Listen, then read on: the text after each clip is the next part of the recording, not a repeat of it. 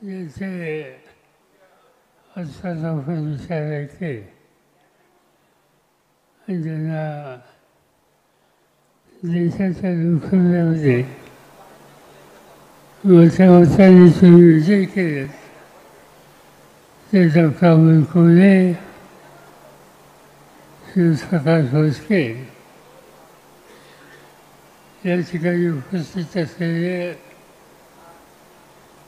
श्री राहुल कलाचे, सुलक्षणा श्रीवान, शहराचे अध्यक्ष सुशांत कामते, सचिन जयंत शिंदे, कार्याध्यक्ष देवेंद्र तायडे, विद्यार्थ्यांचं नेतृत्व करणारे सहकारी सुनील गव्हाणे, प्रदेश कार्याध्यक्ष युवकांचे रविकांत बर्फे, महिला अध्यक्षा ज्योती निंबाळकर, युवक अध्यक्ष विद्यार्थी आयुष्य, अन्य सगळ्या ज्या शाखा आहेत त्यांचे पदाधिकारी आणि उपस्थित सहकारी बंधू गेले. बऱ्याच दिवसातून आज तुम्हाला लोकांच्या समोर सुसंवाद करण्याची संधी मला मिळाली. पिंपरी चिंचवड एक आगळी वेगळी नगरी आहे. एक काळ असा होता की अनेक खेडी शिवारामध्ये शेती आणि त्या शेतीशी इमान राखणारा शेतकरी हे सगळं चित्र त्या ठिकाणी होतं. 1960 साली महाराष्ट्र राज्याची निर्मिती झाली आणि यशवंतराव चव्हाणांच्या सारखं नेतृत्व आलं. या नेतृत्वाने या पिंपरी चिंचवडचा चेहरा बदलता कसा येईल या दृष्टिकोनातून पावले जाते. नव्या पिढीला फारसं माहीत नसेल पण जुनी पिढी ही जाणकार आहे की हा चेहरा बदलण्याच्यासाठी अण्णासाहेब मगर यांच्यासारखं व्यक्तिमत्व आलं. इथल्या नेतृत्वाची जबाबदारी घेतली आणि हळूहळू ही नगरी बदलायला लागली.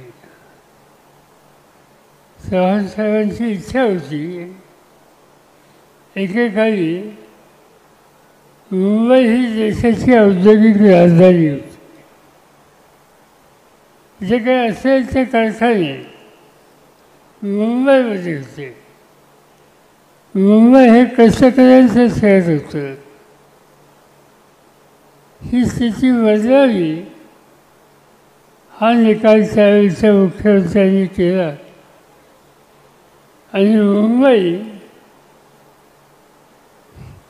ही आर्थिक क्षेत्राची नगरी व्हावी आणि औद्योगिकरण हे पुण्याच्या बाजूला जावं असा विचार त्यांनी कृतीमध्ये आणला. यादी टाटा, कमलनाथ बजाज, वसंतराव वैद्य असे अनेकांची नावं घेता येत की त्यांना चव्हाण साहेबांनी प्रोत्साहित केलं आणि कारखानदारी या ठिकाणी उभी करायचा कार्यक्रम हातामध्ये घेतला. मला आठवतं आहे की तेलकवचा एक कारखाना झाला ते इथलं चित्र बदलायला लागलं आणि हळूहळू ही औद्योगिक नगरी महाराष्ट्राची एक अत्यंत महत्त्वाची नगरी आहे. इथे कष्ट करण्याच्यासाठी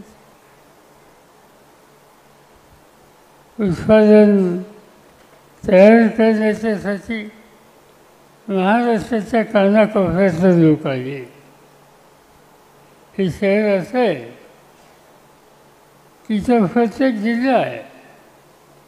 तुम्हाला कोल्हापूर दिसेल, तुम्हाला सातारची संघटना दिसेल, तुम्हाला खानदेशाची संघटना दिसेल, तुम्हाला मराठवाड्याची संघटना दिसेल, तुम्हाला विदर्भातल्या सहकाऱ्यांची संघटना दिसेल. महाराष्ट्राच्या कानाकोपऱ्यातलं नवी पिढी या ठिकाणी कष्ट करण्यासाठी आली आणि त्यांच्या घामातून हे शहर बदललं. हजारो हातांना काम त्या ठिकाणी मिळालं. आमच्या सगळ्यांच्या काळामध्ये आम्ही थोडं धोरणाचं बदल करून काही पावलं टाकायला सुरुवात केली.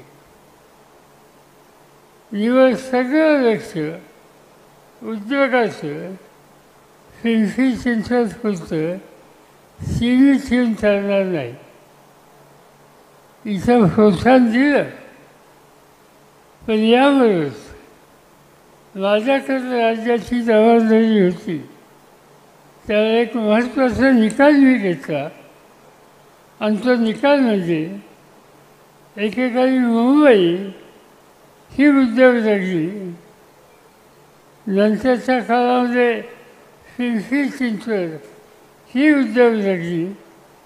आता हे उद्योगाचं क्षेत्र विकेंद्रित स्वरूपात झालं पाहिजे आणि त्यासाठी अनेक ठिकाणे निवडली. आज एकेकाळी चाकण एक लहानसं गाव होतं. आज चाकणचा चेहरा बदललेला आहे. अनेक कारखानदारी त्या ठिकाणी उभी आहे. मला आठवतं आहे त्या दिवशी मी नगरवरून पुण्याला येत होतो आणि रांजणगावचा गणपती याचं दर्शन घेतल्याच्या नंतर समोर सगळी फरीक झाली होती. माझ्यावर आमचे सहकारी होते त्यावेळेचे जिल्हा परिषद अध्यक्ष, ज्यांचं नाव बापूसाहेब फिटे. तर बापूसाहेबांना विचारलं की सगळी फरीक जमीन कुणाची आहे आणि कोणतं पीक घेतलं जातं. त्यांनी सांगितलं शिरूर तालुका हा दुष्काळी तालुका आहे. जमीन आहे पण पाणी नाही आहे. त्याच्यात बदल केला पाहिजे. मी म्हटलं इथं कारखानदारी करायला प्रोत्साहन दिलं तर काही एवढी लोक येते. परत आलो पुण्याला, कलेक्टरला बोलून घेतलं आणि त्यांना सांगितलं की रांजणगावला मला कारखानदारी उभी करायची आहे. त्यासाठी जे करावं लागेल ते करायचे निर्णय घ्या. आज तुम्ही बघितलं असेल तर रांजणगाव हे पूर्णपणानं बदललेलं आहे. ही एक औद्योगिक नगरी झाली. हे तिथं थांबलं नाही.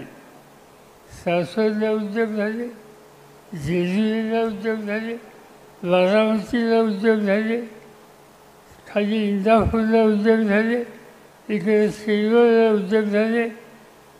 हे पिंपरी चिंचवडच्या आजूबाजूला कारखानदारीचं जाळं हे उभं करण्याच्या संबंधीचं काम अफाट लोकांनी केलं आणि त्याच्या पाठीवर एक विकासाचा दृष्टिकोन होता आणि त्या दृष्टिकोनाला खऱ्या अर्थानं प्रेरणा कुणी दिली असेल सुरुवातीला तर ती पिंपरी चिंचवडने ह्या प्रेरणा दिली आणि त्यामुळं आपला चेहरा बदललेला दिसतो आहे. आज स्थिती वेगळी आहे. आज हे शहर वाढलं, शहराचं चित्र बदललं, पण इथं समाजकारण, इथं राजकारण याच्यामध्ये अधिक लक्ष घालायची गरज आहे. अनेक वर्ष हा सगळा परिसर तुमच्या माझ्या विचाराच्या लोकांचा परिसर होता. याचं नेतृत्व मगाशी मी सांगितलं त्याप्रमाणे अण्णासाहेब वगैरेंनी केलं, डॉक्टर घाजेंनी केलं. नंतरच्या काळामध्ये आम्ही लोकांनी लक्ष घातलं. नंतरच्या काळामध्ये रामकृष्ण मोरे आणि काही सहकाऱ्यांनी लक्ष घातलं. अशा अनेकांची नावं घेता येतील. या सगळ्यांनी या शहराचा चेहरा हा बदलण्याच्यासाठी खर्चा खाल्ल्या, कष्ट केले आणि इथं विकास करण्याच्या उद्देशाची काळजी घेतली. आणि याच्यामागं गांधी नेहरूंचा विचार हा अत्यंत महत्त्वाचा विचार, जो काँग्रेसचा विचार म्हणून ओळखला जातो. आणि त्या विचाराने काम या ठिकाणी झालं. आज हीच विकासाची गाडी आपल्याला पुढं गतीने न्यायची. आज नवीन प्रश्न आहेत. मी काय अधिक बोलून आपल्या सगळ्यांचा वेळ घेऊ इच्छित नाही, पण अनेक प्रश्न आता नवीन झालेले आहेत. आज या शहरामध्ये 24 तास पाणी ही लोकांची मागणी आहे आणि त्या संबंधीचं लक्ष घातलं पाहिजे. आज या शहराच्या आजूबाजूला अनधिकृत बांधकामं झाली. नाईलाजानं निवाऱ्याची सोय नाही, पर्यायी व्यवस्था नाही आणि म्हणून गुंठेवारी झाली. आणि त्या गुंठेवारीतून छोटी मोठी घरं ही बांधून आपल्या आयुष्यात निवारा हा निर्माण करण्याचं लोक काही लोकांनी या ठिकाणी केलं. आज ही बांधकामे कायम करण्याच्या उद्देशाची भूमिका घेण्याचा पर्याय राहिला नाही. नवीन होऊन देऊ नका, पण जे आहे ती वर्षं टिकली पाहिजे. तो निवारा उद्ध्वस्त घेऊन चालणार नाही. एक अत्यंत महत्त्वाचा प्रश्न आहे आणि तो रेझोनचा प्रश्न आहे. रेझोनच्या प्रश्नाच्यासाठी सुद्धा मला आठवतं आहे आम्ही लोकांनी सुद्धा त्याच्यामध्ये लक्ष घातलं, काही प्रश्न सोडवले, त्याचं क्षेत्र कमी जास्त केलं. पण अजूनही तो प्रश्न काही प्रमाणात शिल्लक आहे, त्याच्याबद्दल लक्ष घालण्याची गरज आहे. आणि आणखी एक अत्यंत महत्त्वाचा प्रश्न ज्याचा उल्लेख डॉक्टर कोहलींनी आत्ता केला, नदी सुधार योजना. मी अनेकदा जातो इथून कधी हेलिकॉप्टरने जातो, कधी रस्त्याने जातो आणि नदी बघितल्याच्या नंतर पांढरा फेस त्याचं जातो आहे हे चित्र बघायला मिळते. याचा अर्थ संबंध पाणी हे शुद्ध राहिले नाही आणि त्याचा परिणाम आजूबाजूच्या नागरिकांच्या आरोग्यावरसुद्धा होऊ शकतो आणि अतिशय चिंताजनक स्थिती. असे अनेक प्रश्न आज या ठिकाणी आहेत आणि हे प्रश्न सोडवायचे असतील तर एका विचारानं काम कर संघटन याची अत्यंत आज आवश्यकता आहे. आणि हे संघटन फक्त राष्ट्रवादी काँग्रेस पक्ष देऊ शकतो आणि त्यासाठीच आपल्याला याच्या कार्यकर्त्यांना हे लक्ष दिलं. उद्या महानगरपालिकेची निवडणूक आली, निवडणुका येतात जातात, पण त्या निवडणुकीचा परिणाम दोन गोष्टीत आपण लक्ष द्यायला लागेल.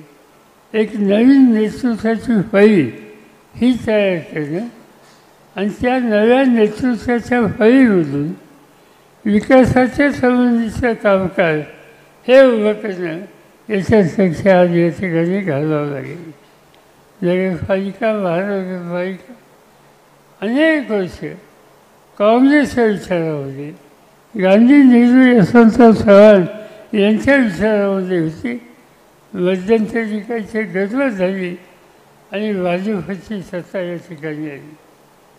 मी काही त्याच्या द्यासाठी खोलून बोलू इच्छित नाही, पण आज हे चित्र आपल्याला बदलायचं आणि हे बदलायचं त्याचं कारण विकासाच्या कामाला गती द्यायची, या नगरीचा लौकिक कायम ठेवायचा आहे, नागरिकांचे राष्ट्र प्रश्न सोडवायचे आणि नव्या पिढीला एक प्रकारचे प्रेरणा मिळेल अशा प्रकारची कामगिरी आज या भागामध्ये आपल्याला करायची आहे. आणि ते करायचं असेल तर संघटन मजबूत असलं पाहिजे. सदुचार बरेच झाले, काही लोक गेले, नवीन काही लोक येत आहेत. गेले त्याची चिंता करू नका. अनेक वेळी लोक होत आहेत. माझ्या आयुष्यामध्ये अनेकदा अशा गोष्टी त्या मला पाहायला लागल्या. मला आठवतं आहे की 1978 साली मी राज्याचा मुख्यमंत्री होतो. 80 साली आमचं सरकार बरखास्त झालं आणि बरखास्त झाल्याच्या नंतर निवडणुका झाल्या. या निवडणुकीमध्ये राष्ट्रवादी काँग्रेसचे 70 आमदार निवडून आले आणि 70 आमदार निवडून आल्याच्या नंतर 1-2 महिन्यांनी मी काही कामाच्यासाठी इंग्लंडला गेलो. 10 दिवस तिथं होतो. त्या 10 दिवसात तिथं तिरस्कार झाला.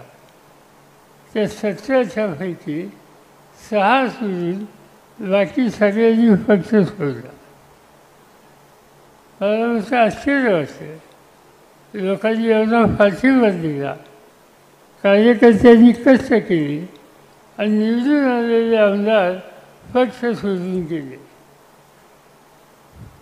मी काही चिंताग्रस्त झालो नाही. पुन्हा लक्ष घातलं, लोकांशी संपर्क वाढवला. 5 वर्षाची निवडणूक आली. जे सोडून गेले त्याचे 90% लोकांचा पराभव झाला. आणि पुन्हा एकदा 71 लोक या ठिकाणी निवडून आले महाराष्ट्राच्या विधानसभेमध्ये. आणि राष्ट्रवादी पक्ष हा एक महत्त्वाचा पक्ष झाला लोकांचे प्रश्न सोडायला उपयुक्त झाला. माझी तुम्हाला विनंती आहे की कोण आला कोण गेला याची काहीच चिंता करू नका. लोक छान आहेत. या देशाची लोकशाही ही जी टिकली आहे ती आमच्यासारख्या नेत्यांच्यावर नाही. ही लोकशाही टिकली सामान्य माणसाच्या सामुदायिक शहाणपणात, त्याच्या एकीतून आज ही टिकली आहे. आणि त्यामुळे सामुदायिक माणसाचं शहाणपण याचा सन्मान करणं, त्याच्यावर उभं राहणं हे काम तुम्हाला मला सगळ्यांना करावं लागेल. आज अनेक जण वेगवेगळे विचार असतील. आत्ताच कोणते भाषण करताना सांगितलं की तुम्ही सगळ्यांना बरोबर घ्या. सगळ्यांना बरोबर घ्यायला काही चिंता असायचं कारण नाही. पण सगळे म्हणजे कोण? सगळे म्हणजे गांधी, नेहरू, चव्हाण यांचा विचार, फुले शाहू आंबेडकर यांचा विचार हा जो सगळे म्हणत असेल तसे सगळे मला बांधू आहे. पण सत्याच्यासाठी भाजपबरोबर जाऊन बसायचं ही भूमिका कुणी मांडत असेल तर हा विचार काँग्रेसचा विचार नाही. आणि त्यामुळं कुणाशीही संबंध ठेवा पण भाजपशी संबंध हा काँग्रेसच्या विचारात असू शकत नाही. आणि त्यामुळं अशा पद्धतीने संधी साधू करायचं राजकारण हे आपल्याला प्रोत्साहित करायचं नाही. आणि त्या दृष्टिकोनातून पावलं हे आपल्याला टाकायचे. आज या मतदारसंघामध्ये म्हणजे असं चित्र होतं, लोकांना वाटत होतं की आता हा पक्षाला काही भविष्य आहे का नाही. पण मला अतिशय आनंद आहे की या सगळ्या काळामध्ये आपल्या सगळ्या कार्यकर्त्यांनी, विशेषतः तुषार कामते असोत, सुरेखा श्रीवंत असोत, राहुल कर्लाचे असोत, अरुण बोराजे असोत, प्रकाश मस्के असोत, अनेकांची नावं या ठिकाणी घेता येतील. देवेंद्र तायडे, नेते जयंत शिंदे, सुनील गव्हाणे किंवा रविकांत बसवे, अनेकांची नावं घेता येतील. या सगळ्यांनी या सगळ्या अस्वस्थ परिस्थितीमध्ये पुन्हा एकदा पक्षाचा झेंडा आपल्या खांद्यावर घेऊन पक्ष पुन्हा मजबूतीने उभं करण्याचा निर्धार केला आहे आणि माझ्या मते हा कार्यकर्त्यांचा नेतृत्वाचा संघ हा तुमच्या माझा सगळ्यांचा ठेवा आहे आणि त्या ठेव्याच्या जोरावर आपण नक्की इथे चित्र बदलू. तुम्ही निवडणुकीची काळजी करू नका. इथं आपण सगळ्या जागा लढू. आपल्याबरोबर तुम्ही येत असेल विचारांनी कार्यक्रमांनी पिंपरी चिंचवडच्या हिताचं रक्षण करण्याच्या भूमिकेने जे कोणी येत असतील त्यांच्याशी नेते मंडळी विचारविनिमय करतील आणि शेवटी जास्तीत जास्त नवीन कार्यकर्त्यांना संधी देऊन एक नवीन नेतृत्व प्रत्येक वार्डात कसं तयार होईल याची काळजी ही आपल्या सगळ्यांना घ्यायची. मी तुम्हाला हा विश्वास देऊ इच्छितो. उद्याची महानगरपालिकेची निवडणूक तुम्ही चिंताच करू नका.